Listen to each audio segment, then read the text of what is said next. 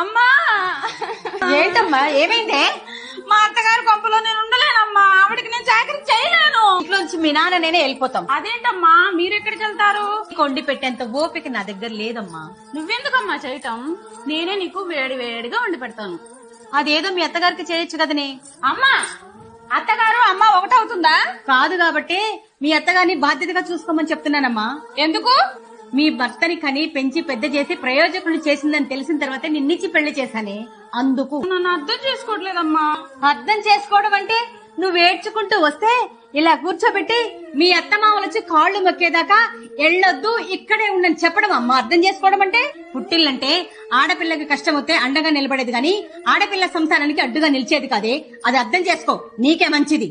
అంటే నన్ను దెప్పి పొడుస్తున్నావా? లేదమ్మా, నీ సంసారాన్ని చిందరవందర చేసుకోవద్దని చెప్తున్నాను. ఈ తల్లి మాటలు ఎంతమందికి నిజమనిపించాయి? ఈ కథ కేవలం